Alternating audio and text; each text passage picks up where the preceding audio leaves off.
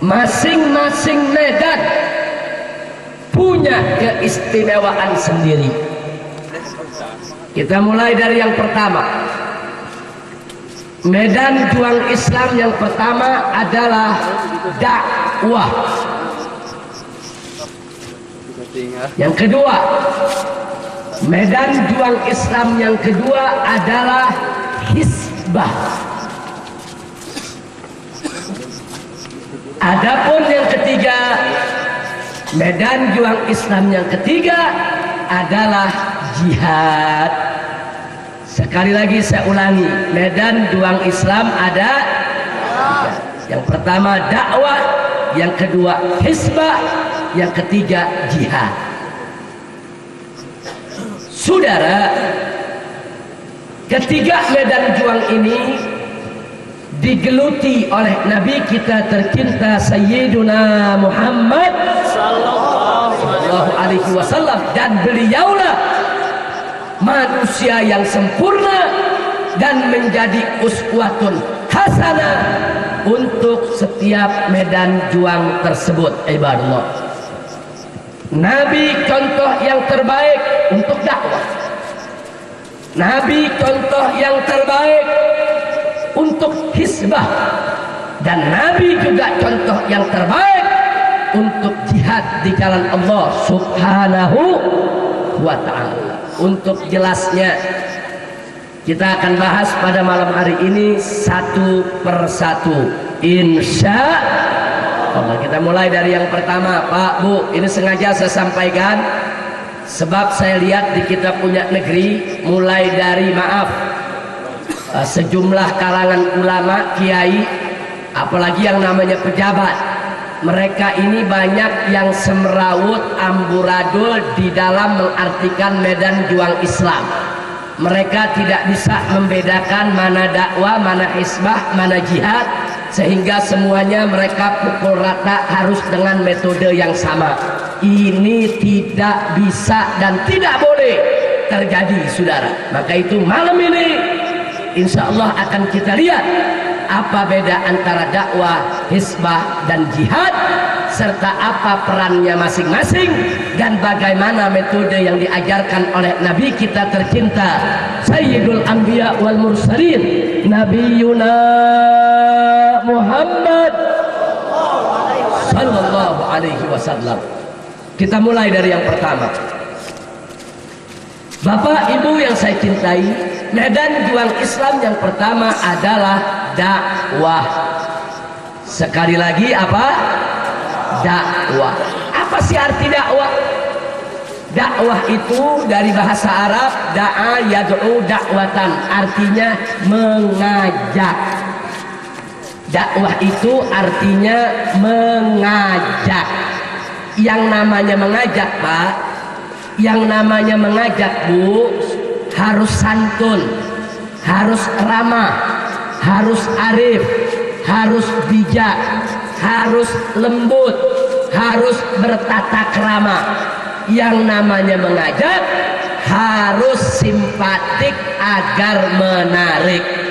Makanya dakwah nggak boleh marah-marah, dakwah nggak boleh kasar, dakwah tidak boleh keras, dakwah tidak boleh ganas. Yang namanya dakwah artinya mengajak. Yang namanya mengajak mesti simpatik agar menarik. Kira-kira jelas tidak? Makanya Nabi dikasih tahu oleh Allah tentang metode dakwah, di mana Allah menyatakan kepada Nabi alaihi salatu wassalam, ud'u ila sabili rabbika bil hikmah wal mau'izatil hasanah wajadilhum billati hiya ahsan. Shadaqallahul azim. Luar biasa tuntunan dakwah yang Allah berikan buat Nabi kita Sayyiduna Muhammad sallallahu alaihi wasallam. Saudara, dalam ayat ini Allah menyatakan ud'u, ajaklah, ila sabili rabbik, ke jalan Tuhanmu, bil hikmah. Yang dimaksud hikmah adalah al-ilmun nafi, ilmu yang manfaat. Artinya ilmu yang diamalkan oleh yang punya ilmu itu, saudara. Seperti apa? Seperti orang berdakwah dengan suri tauladan, itu namanya bil hikmah. Jadi tidak melulu dia ngajak orang sholat tapi dirinya nggak sholat, dia ngajak orang puasa tapi dirinya nggak puasa. Itu namanya dakwah bukan bil hikmah, saudara. Dakwah bil hikmah, dakwah dengan suri tauladan, dakwah dengan ilmu, dakwah dengan arif, dakwah dengan bijak. Itulah yang dimaksud dakwah bil hikmah. Enggak sampai di situ, wal mau'izatil hasanah, dan dakwahlah dengan nasihat-nasihat yang baik, nasihat-nasihat yang bagus. Wajadilhum billati hiya ahsan, dan kalau terpaksa kita mesti dialog, mesti diskusi, maka kata Allah wajadilhum billati hiya ahsan, ajak mereka di dalam berdakwah dengan cara jidal, dengan cara dialog, dengan cara diskusi, tapi dengan syarat billati hiya ahsan, dengan cara yang terbaik. Masya Allah. Pak, Bu, ini ayat Allah turunkan kepada Nabi waktu Nabi mau dakwah di tengah-tengah Yahudi. Waktu Nabi mau dakwah kepada orang Yahudi supaya masuk Islam, Allah kasih tahu, wahai Rasulullah, ud'u ila sabili rabbika bil hikmah, ajak mereka itu ke jalan Tuhanmu dengan hikmah, wal mau'izatil hasanah, dengan nasihat yang baik, wajadilhum billati hiya ahsan, ajak mereka diskusi dengan cara yang terbaik. Ini dakwah kepada orang kafir saja harus begini, saudara. Diskusi dengan orang kafir saja harus sopan, harus santun, harus arif, harus bijak. Apalagi kalau dakwah sesama umat Islam. Karena itu juga lah Allah melarang Nabi bersikap kasar. Dalam ayat lain Allah menyatakan, faqala ta'ala, "Lau kunta faddan ghalidhal qalbi lan faddu min haulik." Masya Allah, saudara. Apa kata Allah kepada Nabi? "Lau kunta faddan ghalidhal qalbi." Hei wahai Rasul, hei wahai Nabi, kalau kamu bersikap kasar, kalau kamu bersikap keras hati, kalau kamu bengis, lan faddu min haulik, orang di sekitarmu akan lari, nggak mau dengar kau punya dakwah. Masya Allah. Jadi kesimpulannya saya mau tanya, kalau begitu Nabi diajarkan oleh Allah untuk berdakwah lembut tidak? Santun tidak? Ramah tidak? Boleh kasar? Boleh keras? Boleh ganas? Itu namanya dakwah, saudara. Itu namanya dakwah. Jadi kalau ada orang mengatakan dakwah nggak boleh keras, betul. Dakwah nggak boleh marah-marah, betul.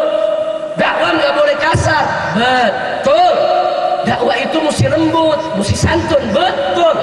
Dakwah itu harus sejuk, betul. Itu namanya dakwah, saudara. Makanya mari kita lihat dakwahnya Nabi, Pak, Bu, ya. Nabi kalau sudah berdakwah di tengah-tengah sahabat luar biasa. Tutur sapanya begitu santun, masuk ke relung hati, ke relung jiwa para sahabatnya, saudara. Radhiyallahu anhum. Dimana saudara kalau Nabi sudah bercerita soal surga, sahabat yang mendengar semua dibuat mabuk kepayang, ingin buru-buru masuk surga. Luar biasa. Dan kalau Nabi sudah bercerita soal neraka, berapa banyak sahabat yang gemeter menangis ketakutan, bahkan ada yang pingsan. Coba lihat dakwah kita punya Nabi, saking sejuknya menusuk masuk ke relung jiwa para pendengarnya, sudah. Maka itu berapa banyak orang-orang kafir yang masuk Islam, begitu mendengar penuturan Nabi soal agama, penuturan Nabi soal akhlak, penuturan Nabi yang memang luar biasa, qaulan balighan, yaitu betul-betul ungkapan yang masuk ke relung hati pendengarnya. Alhamdulillah. Kira-kira sampai di sini jelas tidak? Jelas tidak? Itulah yang disebut dakwah. Sekarang kita masuk yang kedua, hisbah. Apa sih yang dimaksud hisbah? Yang dimaksud hisbah tidak lain dan tidak bukan adalah al-amru bil ma'ruf wan nahyu 'anil munkar. Kita di Indonesia biasa bilang amar ma'ruf nahi munkar. Bahasa fikihnya al-hisbah, pakai ha sin ba ta marbuto, hisbah. Nah saudara, hisbah itu ada dua, ada amar ma'ruf, ada nahi munkar. Apa maksud amar ma'ruf? Amar ma'ruf ini dari kata amaro ya'muru amron, perintah menyuruh. Al-amru bil ma'ruf artinya menyuruh berbuat baik, nyuruh. Nah saudara, yang namanya nyuruh, merintah, itu harus tegas. Kalau perintah tidak tegas, nggak ada yang patuh saudara. Jenderal mau kasih instruksi kepada anak buah, kalau nggak tegas, prajurit nggak ada yang patuh saudara. Bupati mau kasih perintah kepada camat dan lurah, mesti tegas. Kalau perintah dari bupati tidak tegas, maka camat dan lurah akan banyak yang membangkang. Bahkan komandan pasukan saja kalau memberi abah-abah kepada prajurit harus tegas. Kalau nggak tegas, prajurit nggak patuh. Coba saya mau tanya, kalau komandan lagi siapin pasukan prajurit, suaranya lantang tidak? Tegas tidak? Ada yang lembek?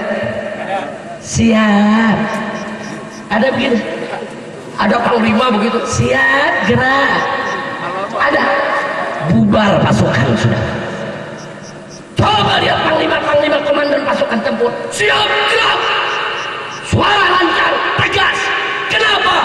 Instruksi. Jadi kalau bicara instruksi mesti tegas. Kalau dakwah lembut. Amar ma'ruf harus tegas. Apalagi nahi munkar. Nahayanha, nahyan, mencegah. Yang namanya mencegah kemunkaran harus lebih tegas. Bahkan kadang-kadang yang namanya mencegah bila terpaksa bisa keras saudara. Jadi jangan dicampur aduk antara dakwah dengan hisbah, nggak boleh. Kalau dakwah mesti lembut, kalau hisbah mesti tegas. Sekarang mari kita lihat hisbahnya Nabi saudara. Dalam satu hadis yang diriwayatkan Al-Imam At-Tirmidzi dan Al-Imam Abu Dawud, di sana diceritakan kalau Nabi sudah bicara depan para sahabat, menerangkan mana halal, mana haram, mana hak, mana batil, mana yang wajib dilakukan, mana yang tidak wajib. Kalau Nabi sedang menerangkan mana baik, mana buruk, mana yang harus dilakukan oleh umatnya, apa disebutkan dalam hadis saudara? Kana Nabi sallallahu alaihi wasallam idza khataban nas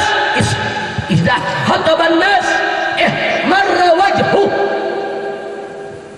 Disebutkan saudara, kalau Nabi sudah bicara depan sahabatnya, memberikan penjelasan mana yang harus dilakukan, mana yang tidak boleh, marra wajhu, merah muka Nabi. Wah marrat aina, merah kedua mata Nabi. Wa ala sauto, lantang suara Nabi saudara. Wastadda ghadabuh, marah Nabi kelihatan saudara, seperti orang lagi marah, keras, tegas. Sampai-sampai sang perawi mengatakan ka'annahu mundiru jaisin.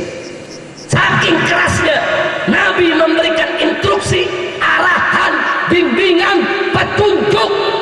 Ka'annahu mundiru jaisin. Nabi itu bagaikan komandan pasukan tempur yang sedang memberikan aba-aba, saudara. Masya Allah. Jadi Nabi kalau lagi dakwah lembut, orang bisa menangis dibuatnya, saudara. Nabi kalau lagi dakwah lembut, orang bisa dibuat mabuk kepayang, saudara. Nabi kalau lagi dakwah masuk ke relung jiwa, pelan, tenang, arif, bijak, saudara. Itu kalau lagi dakwah. Tapi kalau Nabi lagi menerangkan mana halal, mana haram, mana baik, mana buruk, mana yang sesat, mana yang tidak sesat, mana yang boleh dilakukan, mana yang tidak boleh dilakukan, mana hak, mana batil, wajah Nabi merah, mata Nabi merah, suara Nabi lantang bagaikan komandan pasukan tempur. Kenapa? Karena amar ma'ruf harus tegas. Kira-kira jelas tidak? Nah, jadi kita mesti ada tempatnya. Ada saatnya kita lembut, ada saatnya kita tegas. Ini dua-duanya contoh dari Nabi, dan Nabi kita sempurna. Nabi mampu lembut menghanyutkan, dan Nabi mampu untuk tegas menggetarkan, saudara. Alhamdulillah. Sallu ala nabi, sallu ala nabi. Allahumma salli wa sallim ala sayyidina Muhammad wa ala alihi wa sahbihi ajma'in. Itu amar ma'rufnya Nabi. Lalu bagaimana nahi munkarnya, saudara? Oh, dahsyat nahi munkarnya Nabi. Pak, Bu, ada satu masjid disalahgunakan oleh orang-orang munafikin, saudara. Mereka bangun masjid, janji kepada Nabi itu masjid mau digunakan untuk kebaikan. Mereka mengatakan kepada Nabi, wahai Rasulullah, demi Allah, in aradna illal husna, kami tidak punya niat apa-apa untuk membangun masjid tersebut kecuali hanya kebaikan. Karena dia mengatakan niatnya baik, Nabi izinkan mereka bangun masjid, saudara. Tapi ternyata begitu masjid sudah jadi, masjid tersebut dijadikan sebagai tempat kerusakan ibadah. Tadinya Nabi tidak tahu, sampai orang-orang munafik ini yang setelah selesai membangun masjidnya datang kepada Nabi, ya Rasulullah, qad banainal masjid. Wahai Rasulullah, kami sudah selesai membangun masjid, tolong mampir ke tempat kami, sholat sekali saja bersama kami. Kemudian apa yang terjadi, saudara? Kata Nabi, kunna ala safarin, sayang sekali sekarang ini kami sudah siap musafir untuk mengurus masalah di Tabuk. Tapi in rojakna insyaallah, kata Nabi. Tapi nanti kalau kami sudah pulang selamat panjang umur, kami kembali, kami akan datang ke masjid kalian untuk sholat bersama kalian. Begitu selesai urusan, Nabi pulang ke Madinah, sahabat sudah siap semua mau berangkat ke masjid tersebut, saudara, untuk menghargai warga kampung tersebut yang sudah bersusah payah membangun masjid. Ketika itu datang utusan Allah yang mulia, Sayyiduna Jibril alaihi salam. Jibril datang membawa wahyu dari Allah. Allah kasih tahu nabinya, wahai Rasul, wahai Nabi, walladzina ittakhadhu masjidan diraran wa kufran wa tafriqan bainal mu'minin. Wahai Rasulullah, orang-orang yang membangun masjid tersebut sudah menjadikan masjid mereka sebagai tempat diraran, sebagai tempat kerusakan, wa kufran, sebagai tempat kekufuran, wa tafriqan bainal mu'minin, bahkan mereka jadikan masjid tersebut sebagai tempat untuk memecah belah orang beriman. Masya Allah, masjid digunakan untuk maksiat, merusak umat, saudara. Begitu Nabi dapat wahyu tadi, bahkan di ayat berikutnya Allah katakan kepada Nabi, la taqum fihi abada. Hei Muhammad, la taqum fihi abada, engkau tidak boleh datang ke masjid tersebut, kau tidak boleh masuk ke masjid tersebut, kau tidak boleh berdiri sholat di sana abadan, selamanya. Masya Allah. Begitu Nabi dengar, beliau terkejut, kaget, saudara. Begitu beliau kaget, beliau kumpulkan para sahabat. Apa kata beliau? Idhabu ila hadal masjidil zalimi ahlu. Hei para sahabatku, aku tidak jadi berangkat ke sana, Allah larang aku, enggak boleh.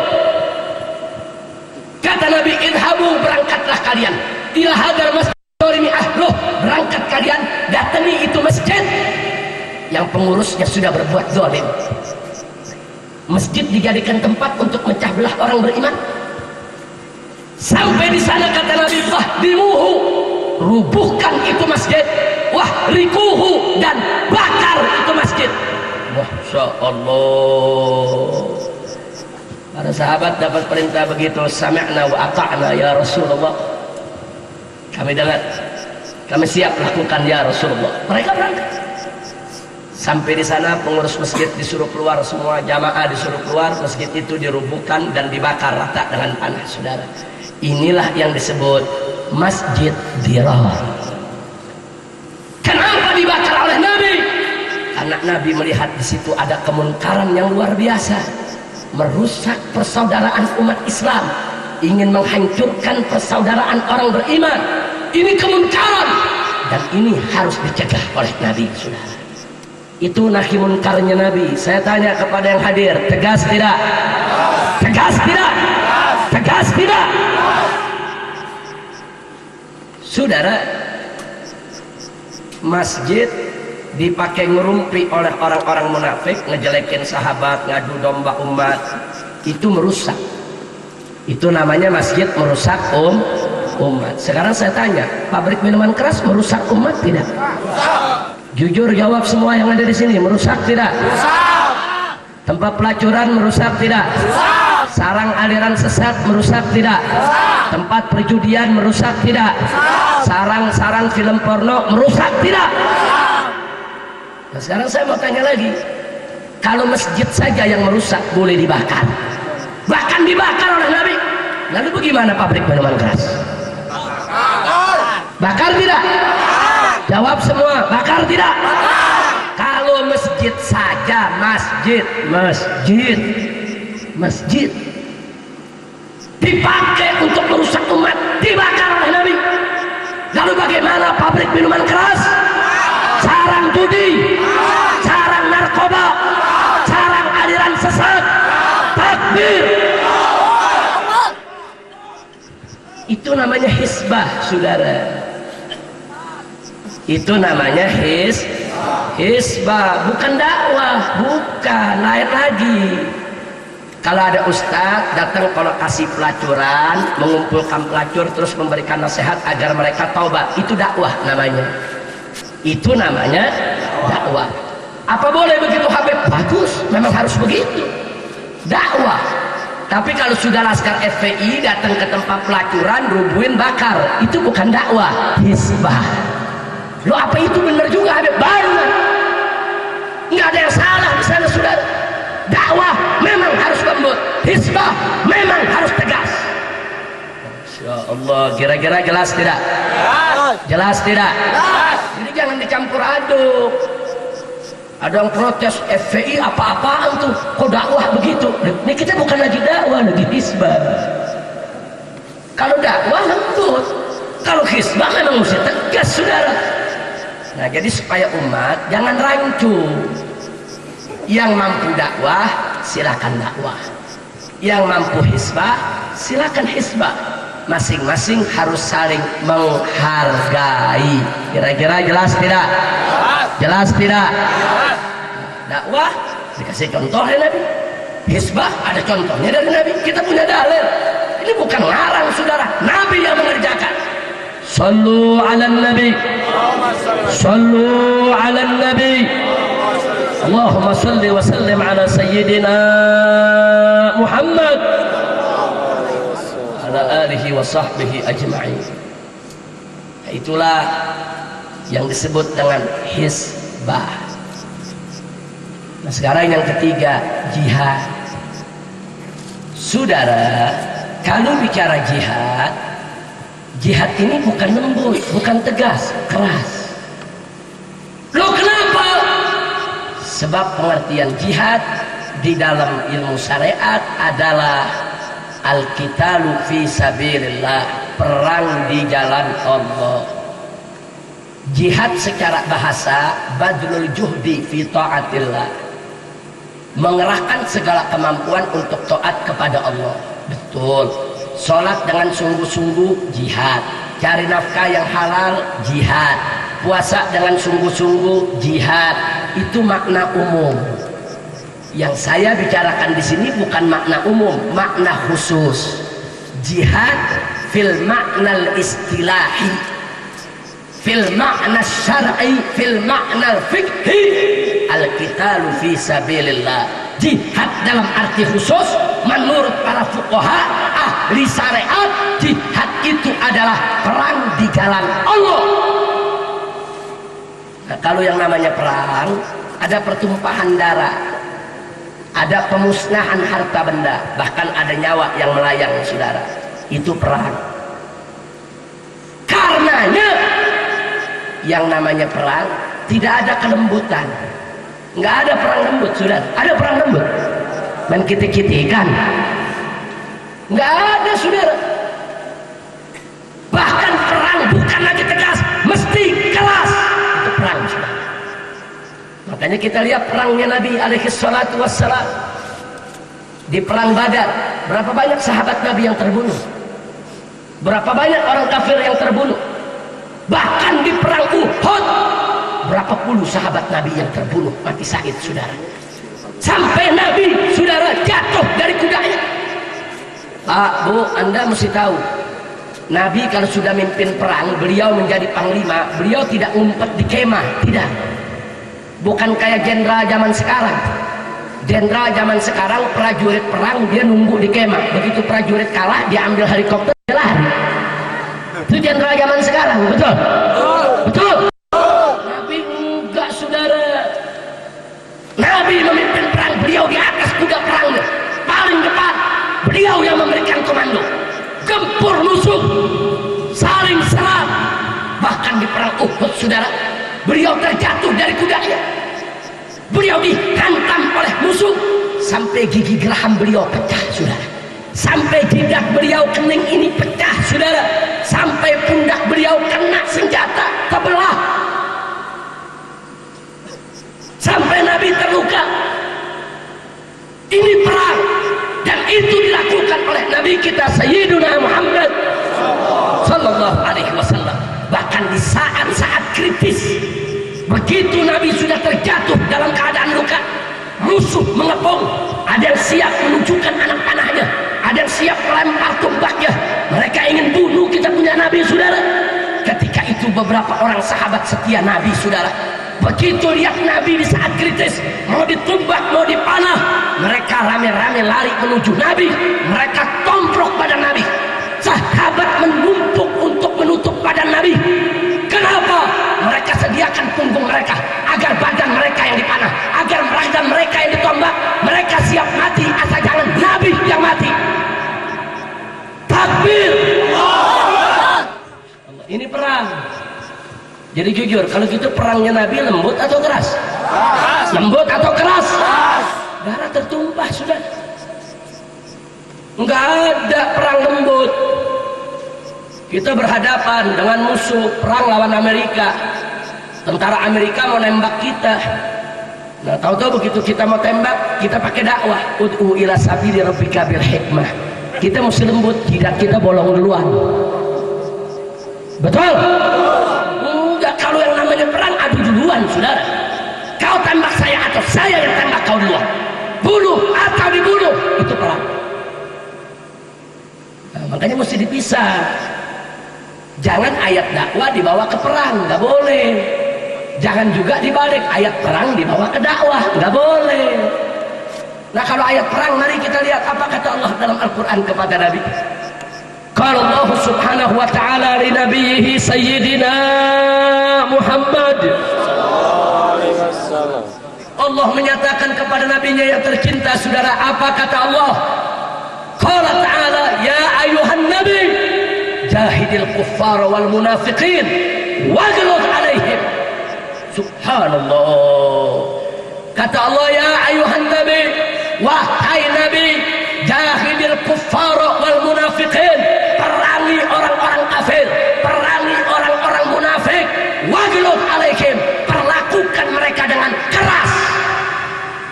Allah yang suruh di medan tempur, perlakukan mereka dengan keras. Allah nggak suruh lembut, saudara. Kalau lagi dakwah Allah nggak kasih keras. Lau kunta faddan ghalidhal qalbi lan faddu min haulik. Kalau kamu keras hai Muhammad, kalau kamu kasar nanti orang bubar, nggak mau dengar kau punya dakwah. Makanya kalau dakwah, ud'u ila sabili rabbika bil hikmah wal mau'izatil hasanah wajadilhum billati hiya ahsan. Jadi dalam dakwah Nabi nggak dikasih keras, tapi dalam jihad jahidil kuffar wal munafiqin, perangi orang-orang kafir dan orang-orang munafik. Wajlud alaikum, perlakukan mereka dengan keras, kerasi mereka. Masya Allah, kira-kira jelas tidak? Jadi nggak usah kaget. Nggak usah kaget, yang namanya perang memang ada yang mati, yang namanya perang ada yang dibunuh, yang namanya perang ada harta benda yang musnah. Perang. Jadi saudara, kalau kita sudah mengetahui sedemikian rupa, inilah 3 medan juang Islam: dakwah, hisbah, dan jihad. Dakwah harus lembut, hisbah mesti tegas, jihad harus keras, saudara. Itulah yang pernah dilakukan oleh Nabi kita yang tercinta Sayyiduna Muhammad sallallahu alaihi wasallam. Dan ingat, Nabi sosok yang sempurna, al-insanul kamil, manusia sempurna, tiada celah, saudara.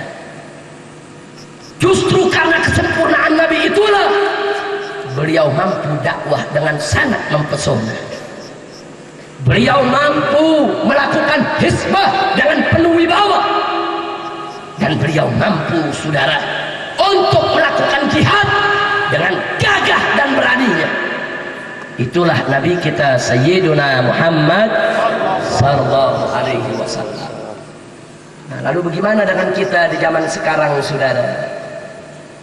Kita ini umat Nabi yang ada di zaman sekarang, baik itu habaib maupun kiai, ulama, ajengan, tidak ada yang sempurna, karena kita bukan malaikat, bukan nabi. Betul? Nah, di antara kita ada yang bagus dakwahnya tapi tidak mampu melakukan amar ma'ruf nahi munkar. Ada yang bagus hisbahnya, amar ma'ruf nahi munkarnya, tapi nggak mampu jihadnya, saudara. Ada yang berani jihadnya, tapi kalau disuruh dakwah nggak bisa, saudara. Nah, kita ini banyak kekurangan. Nah, karenanya kalau kita tahu kita banyak kekurangan, kita harus saling menyempurnakan, bukan saling menjatuhkan. Harus saling menyempurnakan, saudara. Nah, Bapak Ibu yang saya cintai, saya sering masuk pleret. Beberapa tahun yang lalu, dari tahun 90 saya masuk dari kampung ke kampung, kampung ke kampung di seluruh pleret ke Purwakarta sampai ke Cirata, saudara-saudara. Saya sering sampaikan perumpamaan seperti ini. Saya katakan medan juang Islam itu bisa diibaratkan pekerjaan para petani.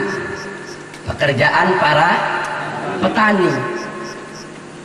Dakwah itu nanam padinya, sedangkan hisbah dan jihad itu memberantas hamaknya, saudara, seperti memberantas tikus yang tiap saat bisa merusak ladang, merusak padi. Nah, sekarang mari kita lihat, saudara, kalau semua habaib dan semua ulama, semua ajengan setiap hari hanya sibuk dengan dakwah saja, tidak ada yang amar ma'ruf nahi munkar, tidak ada yang jihad, semua se-Indonesia sibuk hanya dengan dakwah, lembut, santun, simpatik, menarik, tapi yang amar ma'ruf nahi munkar tidak ada, yang jihad tidak ada. Ini kondisinya sama seperti para petani se-Indonesia semuanya setiap hari sibuk menanam padi, tapi hamaknya tidak diberantas, saudara. Saya mau tanya sama orang pleret yang masih kenal pertanian, Kalau kita nanam padi tapi tikus tidak kita bunuh, hama kita biarkan, kira-kira panennya rusak tidak? Rusak tidak? Nggak bisa kita panen, saudara. Nggak bisa. Begitu juga dakwah tanpa hisbah, tanpa jihad, hasil dakwah dia akan dirusak. Karena iblis tidak akan diam, ahli-ahli maksiat tidak akan diam. Mereka akan selalu berupaya untuk merusak hasil dakwah para ulama, saudara. Jangan lupa, orang-orang sesat di sekitar kita begitu banyak. Orang-orang yang ingin menghancurkan hasil dakwahnya ulama begitu banyak. Jadi kalau tidak ada hisbah, tidak ada jihad, jangan mimpi hasil dakwahnya akan bagus, saudara. Kira-kira jelas tidak? Sebaliknya, andai kata para habaib, para kiai, para ajangan se-Indonesia semuanya sibuk dengan hisbah dan jihad, saudara. Setiap hari, tiada hari tanpa jihad, tiada hari tanpa amar ma'ruf nahi munkar, perang lawan pelacuran, perang lawan narkoba, perang lawan aliran sesat, bahkan siap perang melawan orang-orang kafir yang mau membantai kita, saudara. Tapi tidak ada yang dakwah. Tidak ada yang dakwah, saudara. Semuanya serba keras. Tidak ada yang dakwah, saudara. Itu yang terjadi, sama persis seperti para petani se-Indonesia.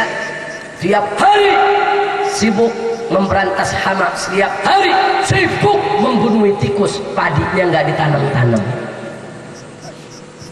Tiap hari tikus dibunuh, padi nggak ditanam-tanam. Mau panen apa? Tikus. Panen apa?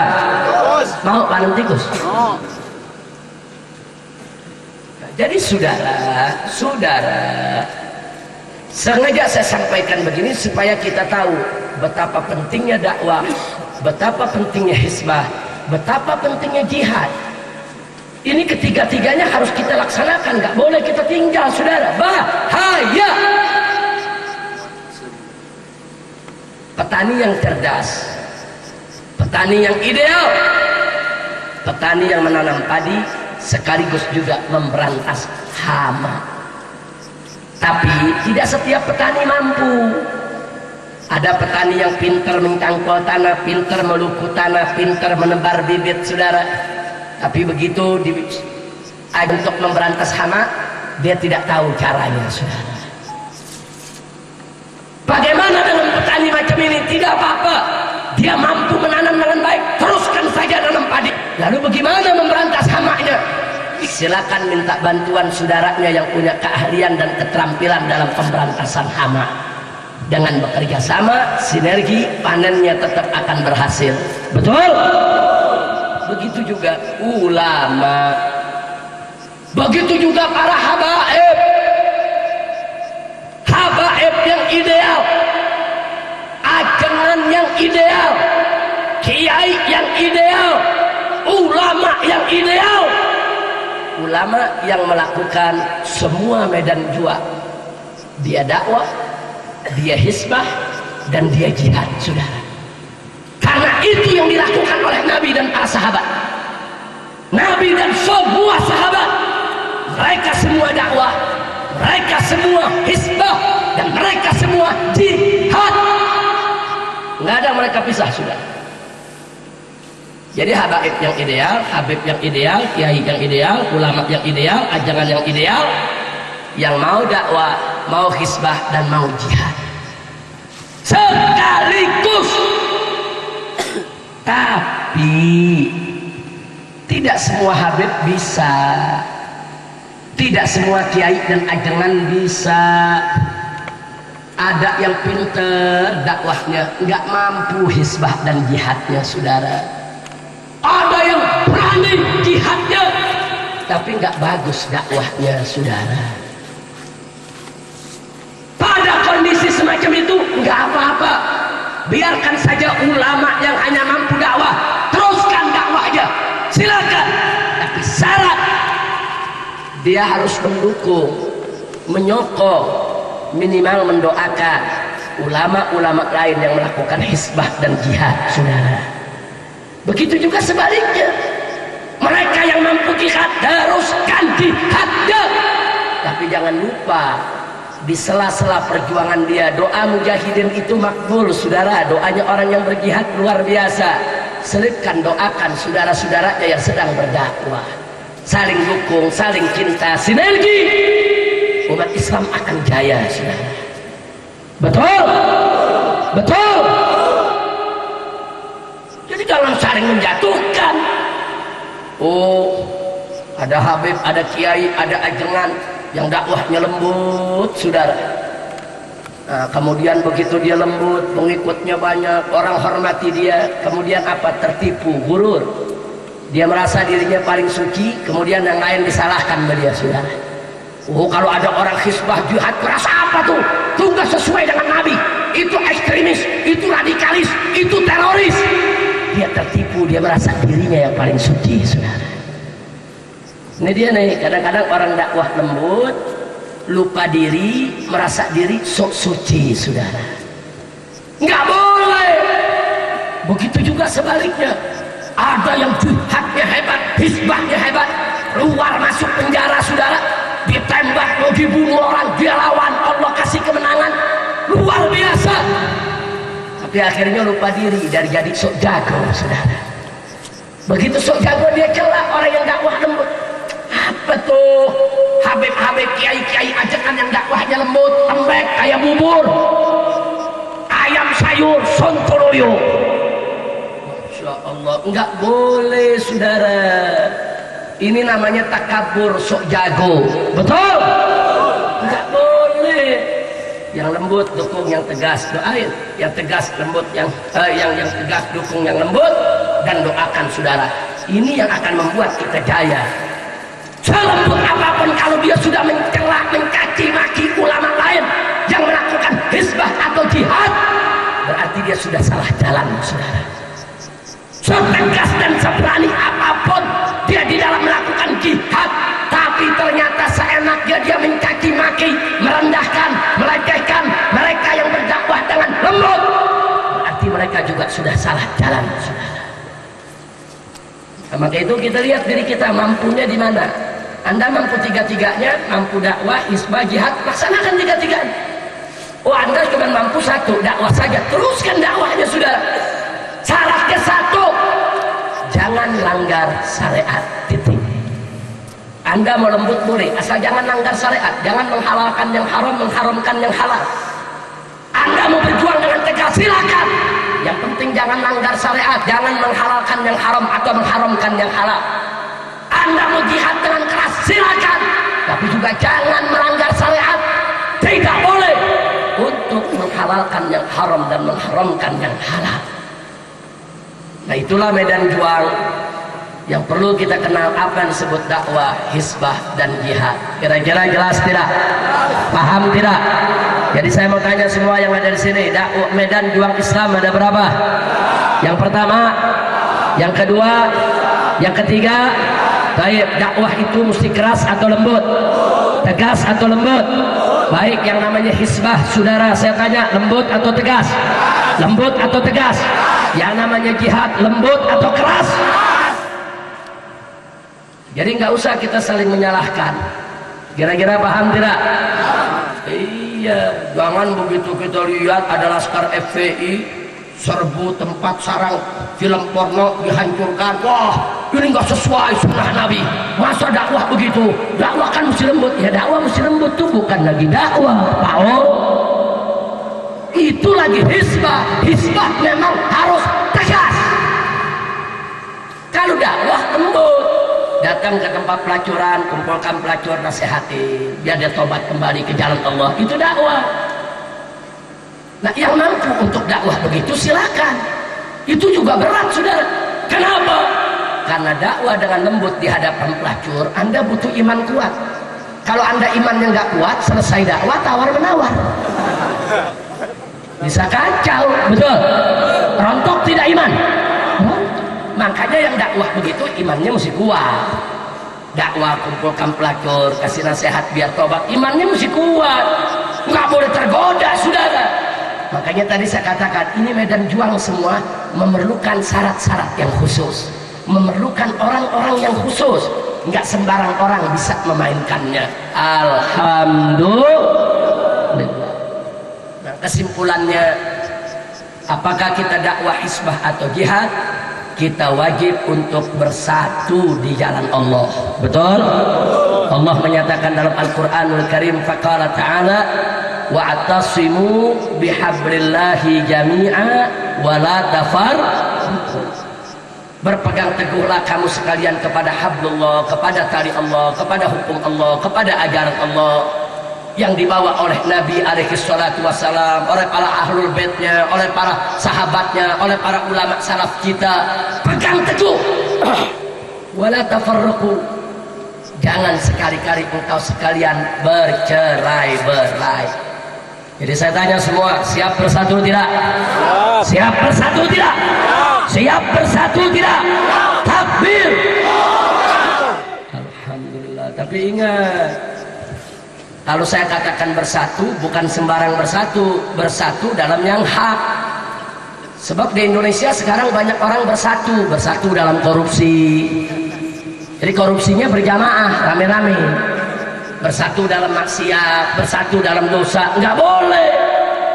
Kita diperintahkan bersatu dalam yang hak, bersatu dalam kebenaran, bersatu dalam hukum Allah, bersatu dalam perjuangan Islam, bersatu bukan dalam kebatilan.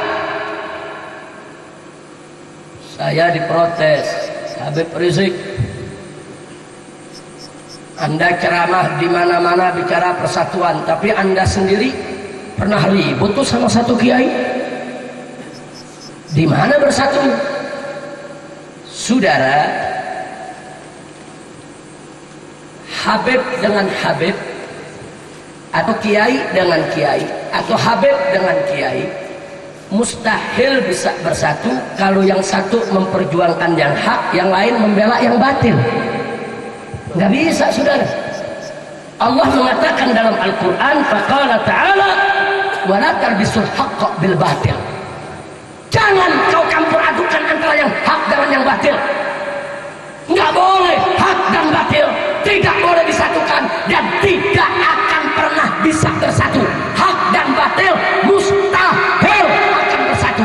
Sampai hari kiamat, hak dan batil akan terus berhadap-hadapan, akan terus perang, akan terus bermusuhan, akan terus bertempur. Tidak peduli datangnya dari siapapun, saudara. Makanya kita lihat, tatkala dulu seorang raja yang zalim yang bernama Namrud datang membawa kebatilan, saudara, Allah kirim Nabi Ibrahim alaihi salam membawa yang hak. Terjadi pergumulan antara hak dengan batil, nggak bisa disatukan, sampai akhirnya Allah memenangkan yang hak yang dibawa oleh Nabi Ibrahim alaihi salam di hadapan Namrud yang zalim. Namrud dan kebatilannya Allah hancurkan di hadapan Nabi Ibrahim yang membawa yang hak, saudara. Berlalu masa Ibrahim, datang, saudara, yaitu masa seorang raja yang tidak kalah zalimnya, yaitu Fir'aun, yang sampai-sampai, saudara, ucapannya dianggap hukum, kata-katanya dianggap undang-undang, rakyatnya tidak ada yang berani protes, tidak ada yang berani kritik. Akhirnya Fir'aun mengaku, Tuhan, ana rabbukumul a'la, aku adalah Tuhan kalian yang maha tinggi. Fir'aun datang membawa yang batil. Allah tidak biarkan, Allah kirim, saudara, kalimullah Musa alaihi salam datang membawa yang hak, berhadapan dengan Fir'aun. Walaupun Fir'aun bala tentaranya begitu kuat, harta bendanya begitu berlimpah, saudara, sampai-sampai Nabi Musa dan pengikutnya dikejar-kejar, mau dibantai oleh Fir'aun. Tapi apa yang terjadi? Allah tenggelamkan Fir'aun dengan kebatilannya di tengah lautan yang dalam, di depan mata Musa alaihissalam. Alhamdulillah. Batil hak nggak bisa, saudara. Disuruh bersaudara, disuruh bersatu nggak bisa, nggak bisa, saudara. Kalau batil dan hak berjumpa, pasti perang, pasti ribut sampai hari kiamat. Makanya perang antara hak dan batil adalah harbun daim, perang abadi. Hak dan batil perang abadi, tidak akan pernah berhenti, saudara, sampai hari kiamat. Karena iblis sudah bersumpah di hadapan Allah, untuk menyesatkan anak keturunan Adam, dan iblis sudah minta ditangguhkan oleh Allah agar tidak dimatikan sampai hari kiamat, sudah. Dan Allah terima, Allah kabulkan penangguhannya, saudara. Dan Allah beri kesempatan kepada iblis, saudara, untuk melaksanakan apa yang diinginkannya. Tapi Allah akan melindungi hamba-hamba yang beriman, hamba-hambanya yang mukhlis, yang ikhlas berjuang di jalan Allah. Alhamdulillah. Maka itu saya mau tanya, perang antara iblis dan manusia abadi tidak? Sampai hari kiamat tidak? Apa bisa damai? Enggak bisa, saudara. Hak dan batil enggak bisa damai, saudara. Maka itu hari ini, malam ini, kalau saya katakan mari kita bersatu, bersatu dalam yang hak, bukan dalam yang batil. Ada Habib bela yang hak, ada Habib bela yang batil. Saya mau tanya, bisa bersatu? Bisa bersatu? Hak dan batil bisa bersatu tidak? Bisa bersatu tidak? Baik, saya mau tanya Anda, kalau hak dan batil berhadapan, Anda bela yang batil atau yang hak? Bela yang batil atau yang hak? Betul. Bahkan netral pun tidak boleh. Kalau hak dan batil bertempur, netral nggak boleh, sudah. Barang siapa yang netral antara hak dan batil, dia batil. Batil. Hak dan batil kalau sudah bertempur, wajib untuk kita mendukung yang hak, melawan yang batil. Itu kewajiban orang yang beriman. Nah, sekarang kiai, ada kiai bela yang hak, ada kiai bela yang batil. Mana yang kita bela? Kiai batil atau kiai hak? Kiai batil atau kiai hak? Nah, sekarang ada umaro, saudara, bawa kebatilan, ulama bawa yang hak, bela yang mana? Umaro atau ulama? Umaro atau ulama? Sekarang kita balik, umaronya yang hak, ulamanya yang batil, bela yang mana? Ulama atau umaro? Baik, sekarang ada Habib dan kiai. Habib bawa hak, kiai bawa batil, bela kiai atau bela Habib? Kiai atau Habib? Nah, sekarang kita balik, kiainya bawa yang hak, Habibnya bawa yang batil, bela Habib atau kiai? Habib atau kiai? Artinya ini bukan urusan Habib, bukan urusan kiai, bukan urusan pejabat, bukan urusan ulama. Ini urusan hak dan batil, titik. Siapapun yang membela kebatilan tidak boleh kita bela. Apakah dia Habib, apakah dia kiai, apakah dia ajaran, apakah dia pejabat, haram kita membela kebatilan. Betul. Tapi siapapun membawa yang hak, apakah itu Habib, apakah itu kiai, apakah itu ajaran, apakah itu pejabat, kalau dia datang membawa yang hak, wajib untuk kita bela dan kita menangkan. Betul. Takbir, takbir, takbir. Alhamdulillah. Jadi jangan kaget kalau besok-besok lihat Habib sama kiai ribut. Jangan kaget dulu, lihat yang hak yang mana, yang batil yang mana. Nggak usah bingung. Jangan ngomong kok kiai sama kiai ribut. Nggak boleh dong. Enggak, justru saya mengatakan kiai sama kiai wajib ribut, sudah. Yang bagaimana yang wajib? Yang hak dengan yang batil wajib ribut, betul.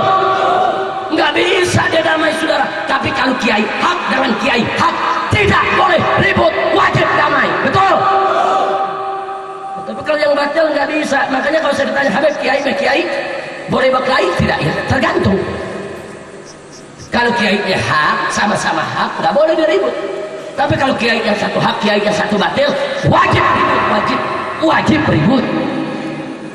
Insya Allah. Saya tanya, batil dan hak wajib ribut tidak? Wajib perang tidak? Sampai kapan? Nah, ini yang mesti kita pahami. Jadi jangan kaget dulu.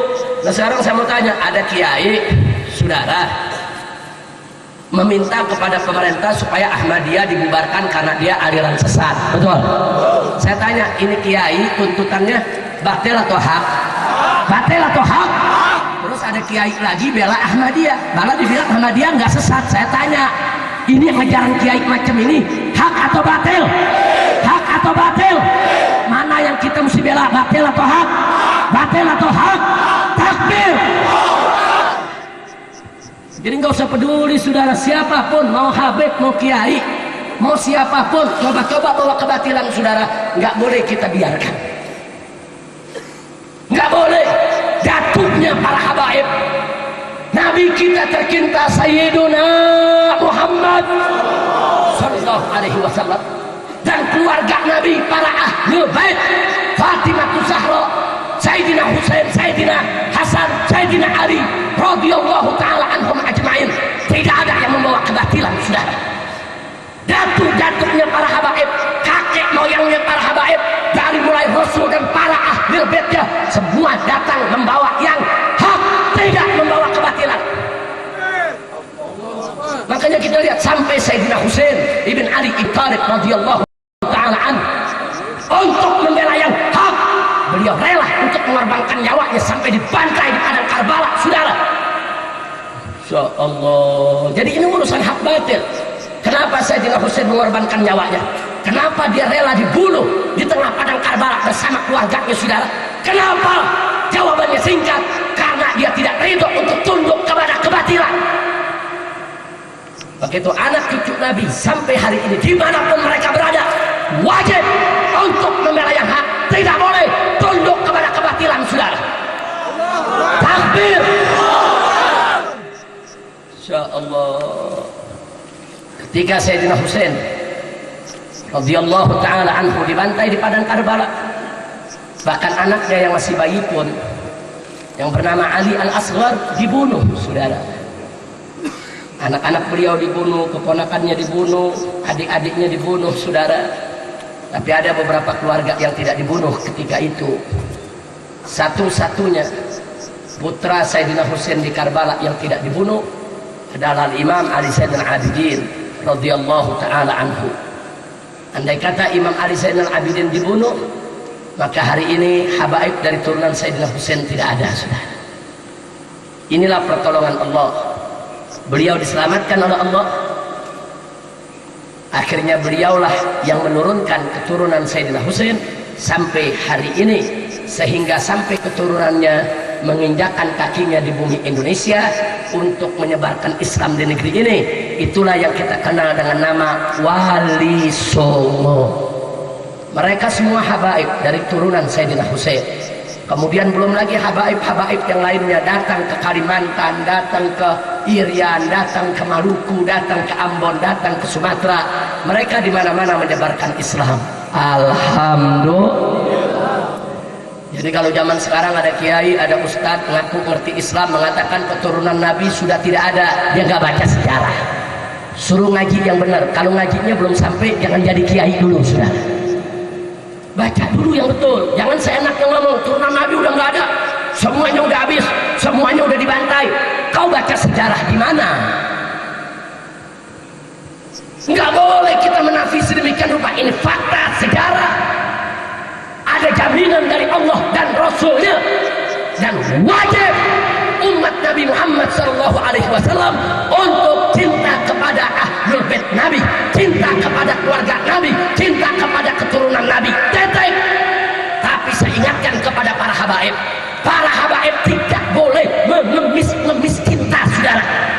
Orang mau percaya, cinta, tidak ada urusan. Kewajiban habaib lanjutkan perjuangan datuknya Rasulullah untuk memperjuangkan yang hak apapun resikonya. Betul? Takbir. Saya sampaikan sedemikian rupa karena ini kewajiban agama. Rugi orang-orang yang mengaku cinta Nabi, orang-orang yang mengaku mengikuti Nabi, tapi dia memusuhi keluarga Nabi. Na'udzubillah min dzalik. Sayyiduna Abu Bakar Siddiq radhiyallahu anhu, dalam hadis dalam Sahih Bukhari, apa beliau katakan? Urqubu Muhammadan fi ahli baiti. Jagalah kehormatan Nabimu Muhammad dengan menjaga kehormatan keluarganya, dengan menjaga kehormatan keturunannya. Ini pesan dari Sayyiduna Abu Bakar Siddiq radhiyallahu. Maka itu saudara, ahlu sunnah wal jamaah semuanya sepakat wajib umat Islam cinta kepada Allah, cinta kepada Rasulullah, cinta kepada ahlul bait Nabi, cinta kepada semua para sahabat Nabi, dan cinta kepada para ulama, serta cinta sesama orang yang beriman. Begitu saya mau tanya semua yang ada di sini, siap cinta kepada Allah, siap cinta kepada Rasulullah, siap cinta kepada keluarga Nabi, siap cinta kepada para sahabat Nabi, siap untuk cinta kepada para ulama, siap cinta kepada orang yang beriman. Takbir, takbir, sallu ala nabi, Allahumma salli wa sallim mubarak alaihi wa ala alihi wa sallam. Nah, saya menyampaikan begini, saudara, bukan saya ingin mewakili para habaib buat ngemis-ngemis dicintai, tidak. Kami keluarga besar Nabi, keturunan Nabi, tidak akan pernah boleh untuk mengemis-ngemis dicintai orang, tidak. Kami tidak boleh ngemis-ngemis untuk dihormati orang, tidak. Kami tidak butuh untuk dicintai atau dihormati, tapi umat Islam yang memang wajib untuk mencintai dan menghormati sesuai dengan amanat Allah dan Rasulnya. Di dalam Al-Quranul Karim Allah mengatakan kepada Nabi, saudara, qul la as'alukum alaihi ajra illal mawaddata fil qurbah. Qul, katakan wahai Rasul, katakan wahai Nabi, katakan kepada kaum punya umat, la as'alukum alaihi ajran, aku tidak meminta upah apapun, balas jasa apapun kepada kalian, hei umat Islam, atas segala jasaku menyampaikan dakwah ini, illa, melainkan al-mawaddata fil qurba, cinta kasih kepada keluargaku. Masya Allah, ini Allah yang perintahkan Nabi untuk berkata begitu, saudara. Maka itu wajib umat Nabi untuk cinta kepada keluarga Nabi kita Sayyiduna Muhammad sallallahu alaihi wasallam. Cinta Nabi tidak? Cinta Nabi tidak? Siap cinta kepada keluarganya? Takbir. Alhamdulillah. Nah, maka itu Bapak Ibu, saya sampaikan, saya dan kawan-kawan semua para habaib tidak akan diam kalau melihat siapapun coba-coba untuk merusak ajaran Nabi. Ahmadiyah ingin merusak ajaran Islam, kami akan lawan sampai ke akar-akarnya, sampai kapanpun selama hayat masih dikandung badan. Kami akan terus berjuang agar Ahmadiyah dibubarkan dari bumi Indonesia. Setuju tidak? Setuju tidak? Dan kami tidak peduli apakah itu menteri, apakah itu jenderal, apakah itu presiden, apakah itu habib, apakah itu kiai, apakah itu ajangan, apakah itu gus, saudara. Kami tidak peduli. Kalau coba-coba menghina Islam, akan kami lawan sampai tetes darah yang terakhir. Makanya saya tidak bisa diam.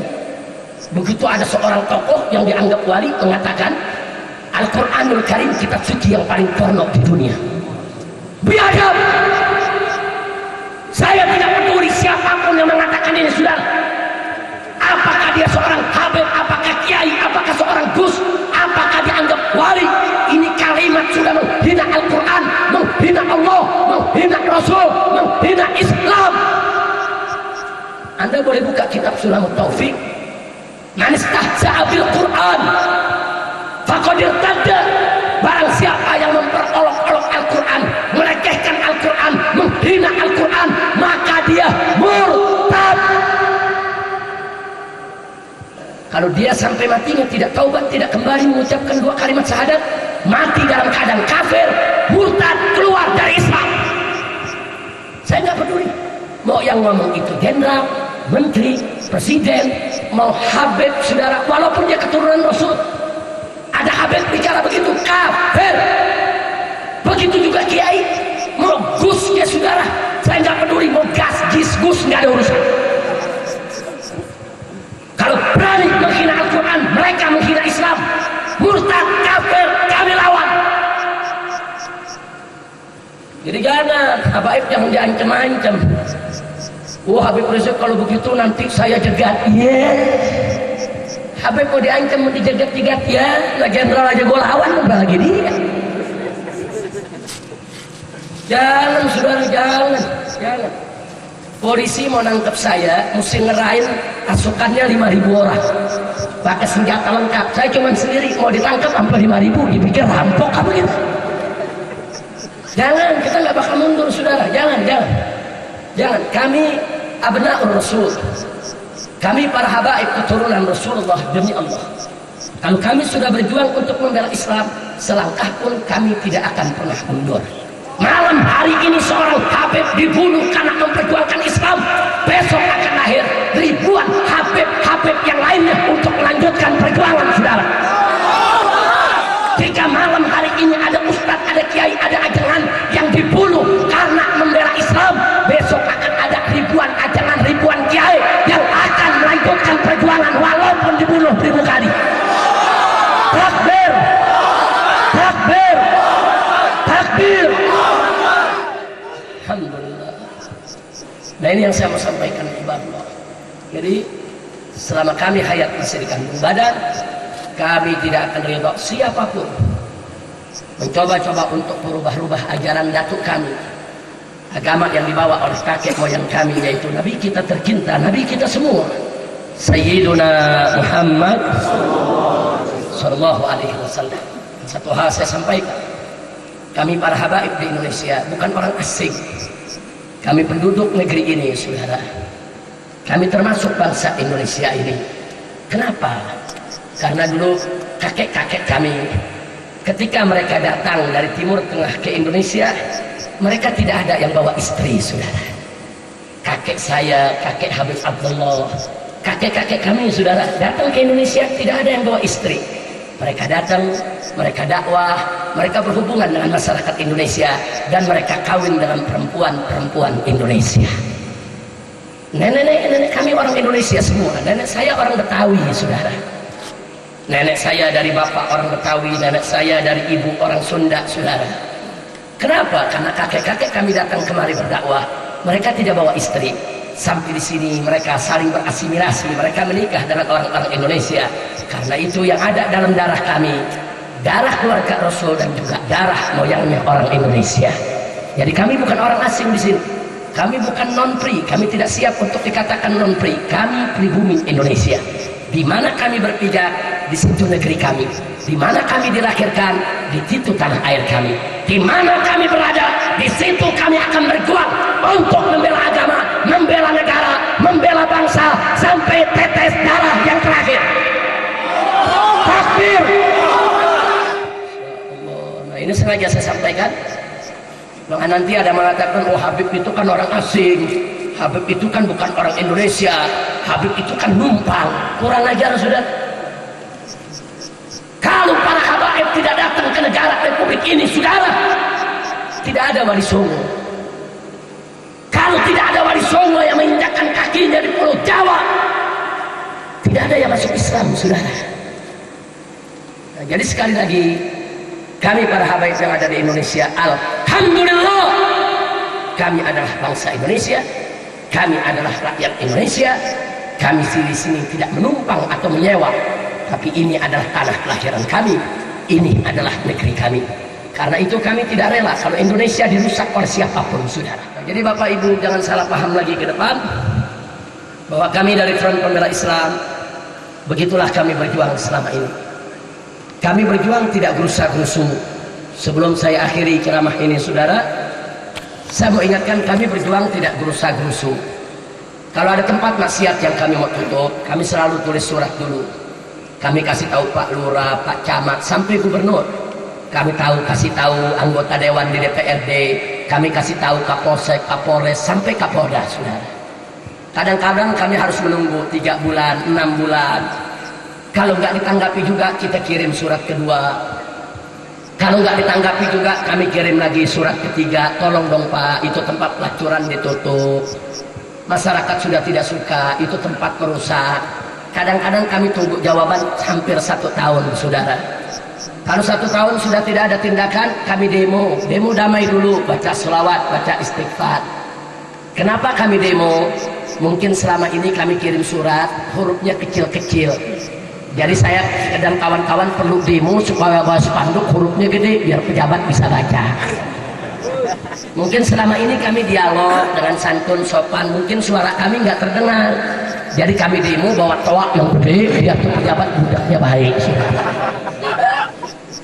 Nah, kalau demo udah nggak mempan juga, kami minta untuk diskusi. Ayo kita diskusi, ayo kita adu argumentasi. Nah ini biasanya upaya ini bisa 1 tahun, ada yang 1,5 tahun, ada yang 2 tahun. Kalau sudah tidak bisa teratasi juga, pejabat tidak mau tahu, polisi tidak mau tahu, terpaksa anak-anak kami mengambil dengan caranya, saudara. Nah ini kadang-kadang yang masuk TV yang lagi berantemnya doang. Lagi nulis surat nggak masuk TV, betul. Lagi dialog nggak masuk TV, betul. Nah begitu berantem baru masuk TV sudah. Ini dia, nah giliran FPI turun ke Aceh, 1.300 laskar turun ke Aceh. Saya yang pimpin, saya yang bawa. Kami tinggal di kemah, di Taman Pakam Pahlawan, di kuburan. 4 bulan kami tinggal di kuburan. Tiap hari kerja kami mengevakuasi mayat-mayat saudara kami, saudara. 4 bulan kami kerja, 70.000 mayat lebih kami evakuasi. Kami ambil, saudara, kita bersihkan, kita bungkus, kita sholatkan, kita kuburkan dengan cara Islam, saudara. Ada masuk TV? Nggak ada. Ada gempa di Sumatera Barat, Padang. Turun laskar-laskar FPI ke sana. Kita bangun sekolah-sekolah darurat, hampir semua sekolah rubuh. Sementara anak-anak kita banyak yang harus menghadapi ujian, mereka mau belajar.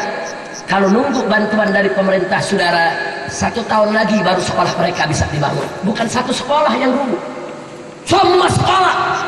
Kami datang, kami kumpulkan para donatur, kami bangun sekolah-sekolah darurat, walaupun hanya sekedar dari kain dan dari triplek, saudara. Tapi sampai hari ini puluhan sekolah yang kami bangun dipakai, bermanfaat untuk belajar anak-anak sekolah. Ada masuk TV? Nggak ada. Gempa di Jawa Barat, saudara, Garut, Tasik, Ciamis, saudara, sampai ke Cigalontang sana. Kita turunkan laskar di Jawa Barat, bikin sumur-sumur bor dengan kedalaman hampir 100 meter untuk mendapatkan air buat masyarakat di kampung-kampung. Bangun sumur bor di sana, bangun sumur bor di sini, bantu rumah-rumah yang rubuh. Ada masuk TV? Nah, kalau di Monas lagi ngemplangin orang baru masuk TV. Nah, lagi ngemplangin Ahmadiyah baru masuk TV, betul? Betul? Nah, saya tanya, kalau begitu TV adil tidak? Adil tidak? Nih, kalau lagi dakwah begini nih, ribuan yang hadir, ada masuk TV? Enggak ada. Masya Allah. Nah sekarang kita lihat Tanjung Priok, saudara. Oh, katanya FPI anarkis. Begitu di Tanjung Priok terjadi keributan antara aparat dengan masyarakat, bakar-bakaran, bunuh-bunuhan. Ternyata apa yang dilakukan FPI? FPI turun menenangkan mereka, selesai. Ternyata dengan kompromi bisa selesai tidak? Dengan musyawarah bisa selesai tidak? Mana itu tokoh-tokoh liberal yang katanya mereka pembela rakyat? Ada yang turun, saudara? Ada saat kejadian mereka berani turun. Ada saat kejadian mereka berani untuk mendamaikan, meredam masyarakat yang begitu marah.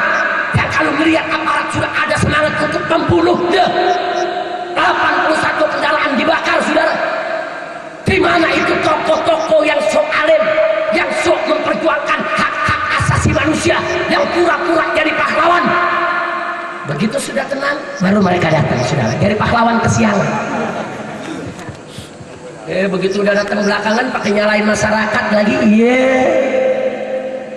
Masya Allah. Jangan saudara, jangan menzalimi umat. Betul?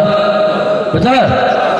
Peristiwa Tanjung Priok itu baru ngadepin Habib yang udah mati. Bagaimana ngadepin Habib yang hidup? Ngadepin yang mati aja udah bakar-bakaran. Jangan ganggu habaib, saudara. Jangan. Habaib gak pernah mau bikin kacau di negeri ini. Habaib selalu ingin mengajak agar negeri ini baik, negeri ini tidak ada maksiat, negeri ini cinta kepada rakyat. Setuju tidak? Setuju tidak? Jadi kalau di Indonesia pabrik minuman keras ditutup, setuju tidak? Sarang judi ditutup, setuju tidak? Sarang pelacuran ditutup, setuju tidak? Takbir! Nah itu yang sedang kami perjuangkan, saudara. Tapi sebagaimana saya katakan tadi, walaupun kami melakukan hizbah, kami sangat-sangat menghormati dan menghargai kiai-kiai kami yang melakukan dakwah dengan lembut, dengan santun, dengan ramah. Kadang-kadang apa yang mereka lakukan adalah hal yang tidak mampu kami untuk melakukannya. Alhamdulillah. Nah itulah kira-kira sampai di sini saya tanya, jelas tidak visi misi Front Pembela Islam? Jelas tidak? Jadi ada dakwah, ada hizbah, ada jihad. Nah kita harus saling menghargai. Karena itu Bapak Ibu jangan kaget Di FPI ada lembaga dakwah front, disingkat LDF. Nah, LDF ini isinya kiai-kiai, mubalik-mubalik, penceramah-penceramah. Kami kirim ke berbagai daerah.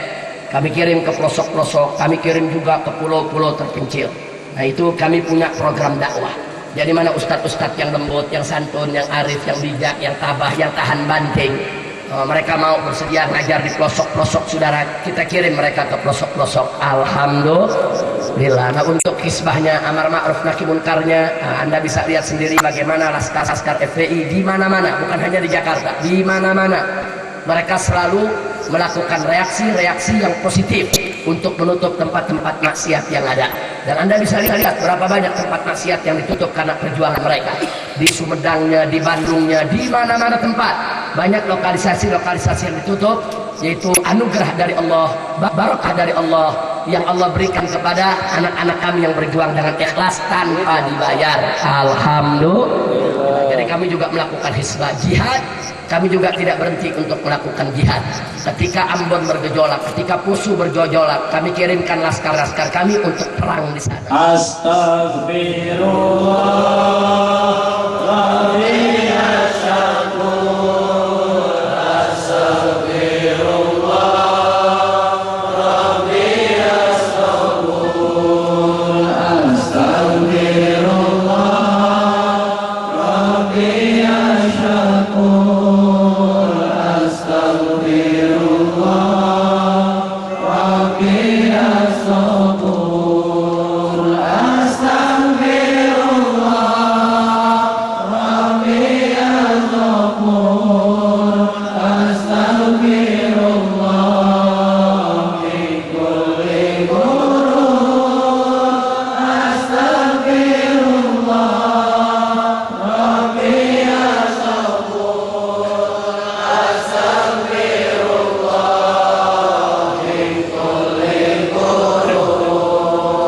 Minta